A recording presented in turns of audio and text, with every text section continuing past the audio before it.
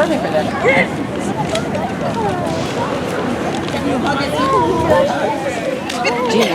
Okay, well, thank you very much for coming, guys. And, appreciate it. And we're going to start the ceremony in front of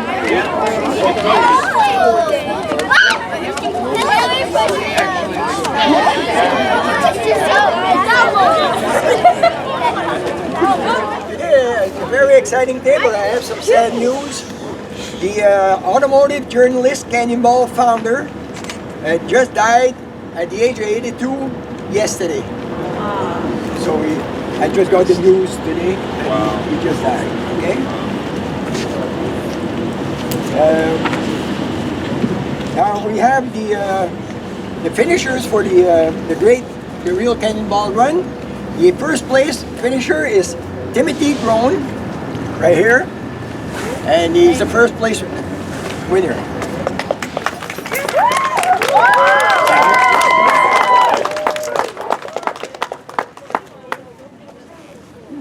Second place is Linda Hurley. She's the second place winner. Congratulations.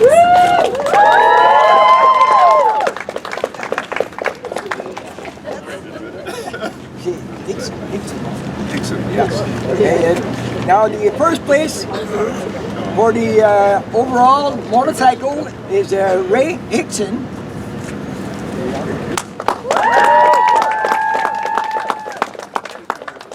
And there was another guy, but he's still not in, so we'll have to wait until he comes in. He's probably not going to come in today, so we're going to have to wait and do a separate showing for him. So I want to congratulate you guys on a real hard run. I know what it's all about because I've done the four-corner tour in the United States twice. And you have to be congratulated, and we want to welcome you to one of the four corners of the United States, Madawaska, Maine.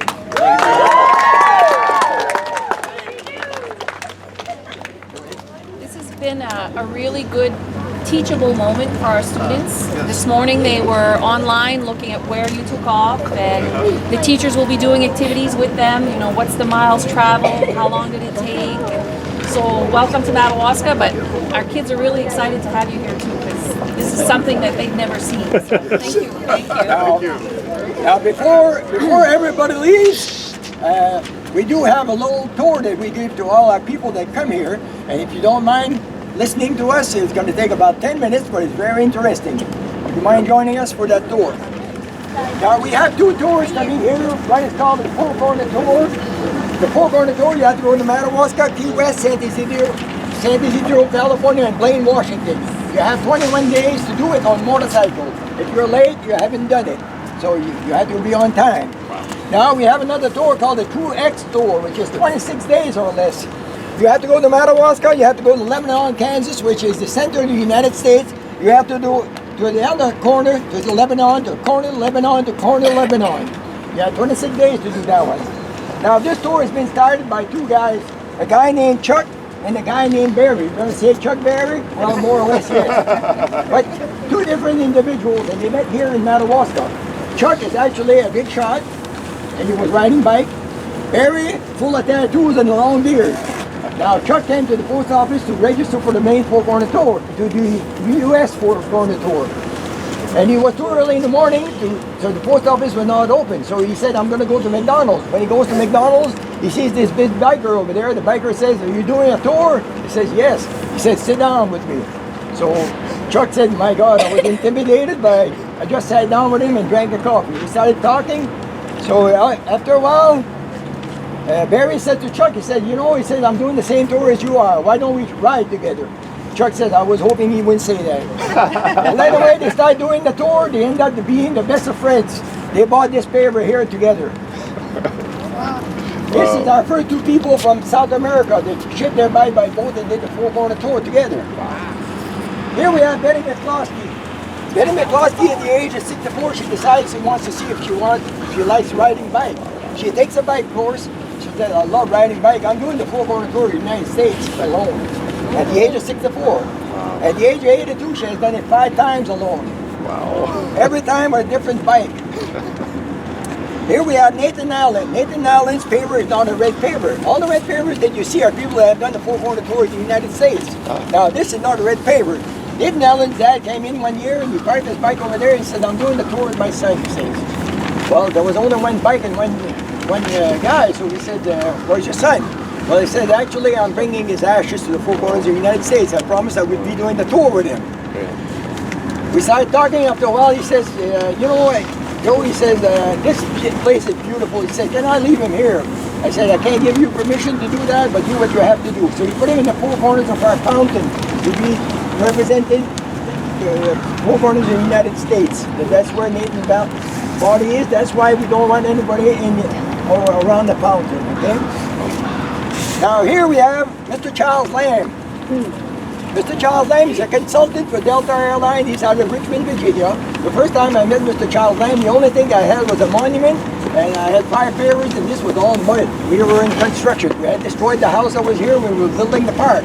Mr. Charles Lamb parks his bike, comes over to me and he says, my God, what are you guys doing here? Well, I said, I'm building a park for long-distance motorcycling. He said, yeah, God, how are you going to keep this up? This is going to be very expensive. Well, I said, I'm selling pavers at $100 a square foot in order to keep the park going. And people are going to put what their name and what kind of bike they have or in memory of and things like that on these pavers. So I said, Joe, I like what you're saying. He says, every time I'm going to do a big ride, I'm going to buy a paver just to support the park. He's got 17 pavers in here at $100. Sometimes he buys a big one, $200 one. It depends how long the ride was. Yeah. Now, one year, Mr. Charles Lamb, he comes here every year now. He calls it his little ride to the monument. He lives in Virginia, but he rides here every year. One year he came over, I was building the gazebo with some of my buddies, and he comes over to me and he said, Joe, he said, what's your next project? Well, I said, on the other end, I'd like to create a nice border with flowers on there. He said, how much does that cost? I said, about $1,000. A week after, I got a $1,000 check from Charles, so I just put his name over there again. Now, at one point, we used to own from the center of the road. We had bought this property. We made a park out of it, but there was another property on the other side, and we were hoping that nobody would buy it because we wanted to buy it, but we didn't have any money. Mr. Charles Lamb pops in one year. He said, Joe, he said, why don't you guys buy that piece of property? I said, Charles, we didn't buy your property. We're still paying on this one and keeping this up. Well, he said, I'm going to make you a challenge. I said, yeah, I'm going to give you $35,000 towards that building, but you have to raise the other 35. I said, Charles, do you know we're about 3,500 people in Madawaska? It's about $1,000 each. I said, it's going to be one heck of a challenge.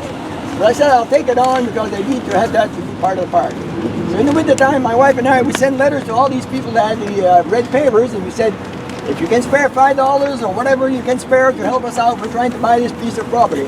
In no time at all, I had $35,000. So I called Charles. I said, Charles, I have my money. He said, well, your check's in the mail. So we bought the land, fixed it up to be part of the park again. Okay, now we're going to move here. Now, I have done the four-wheeler tour in the United States twice. One time in 16 days. 16 days, I was traveling 500 miles per day on a motorcycle. The other time was 19 days. 19 days was traveling about 300 to 400 miles a day. My wife drives her own motorcycle. She has done the same thing. We have done the 48 states of the United States and 9 provinces of Canada on motorcycle. She has 85,000 miles on her bike. Now I have a little joke behind this. My wife is actually the road captain when we leave from here. And there's a reason for that. It's because 20 miles out of town, Joe the son gets lost, he follows his wife, she takes him where he wants to go. Okay, now a lot of people have tried the 21 days. Well, 21 days, a guy from California named Joseph Usatin has a 9-year-old son. He tells his son, he said, how would you like to come with Dad? We're going to go all around the United States. It took them 21 days, so he said, if I can do it with my 9-year-old son, everybody can do it. That's why the 21 days were established. Here we have it, Ray Davis. Ray Davis at the age of 85 has only done it 13 times. Only 13 times. In 1992 and in 1997 he did it twice because he said, I didn't have enough riding. I'm going again. Now I called Ray last year and I said, Ray, I know you're over 90 years old now. Are you still riding bikes? He said, Joe, I'm not dead yet. Here we have our first 2 people from Spain. Somewhere here, there's so many people right there. Yeah. Okay, right here. That's 2 people from Spain, a father and son, that shipped their bike by boat and did the 4-corner tour. we ended up this little tour, and the older lady, she looked at that thing, and she said, what's that thing over there, Joe? Well, I said, I'm going to answer you where to go. When it's too hot in the park, we start that big thing right there. That's the end of the tour. Now, when I first started the park, I had a little dog. Her name was Sprocket.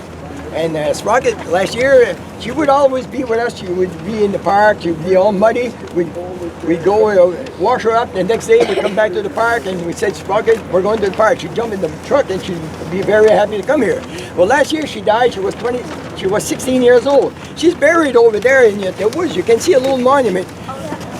And she's been cremated. She's got all her treats, and all her toys, and all her bedding. And then she's going to be overlooking the park. She's a founder's dog. Now, if you look in the bushes over there, you might see a pile of rocks right in back. If you look that closely, you're going to see a pile of rocks, one on top of the other. Now, that was done by an Indian. The Indians still think that this is their territory. America and Canada is still their territory. So they do this in order to give us the right of way. The right of passage. It's called the right of passage. There's another Indian name for it, but I don't recall it. But anyway, they do build that, and they came over and they built that just for us to give us permission to be here in the United States. So when in the old days, when you saw this piece of rock, a large piece of rock, piled one on top of the other, and it was in a path where you see the Indians were crossing, you had the permission to go if these rocks were there. If the rocks were not there, you didn't go. Okay? So that's the end of the tour. And I want to thank you all for coming. It was very nice to see you here. We all appreciate it. Thank you.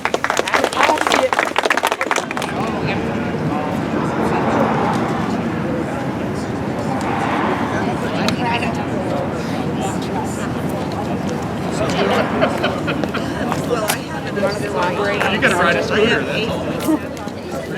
I was going to stay. Hey, weren't you asking about the papers? No, it wasn't me. Welcome and congratulations. All right, job well done. Yeah. Thank you.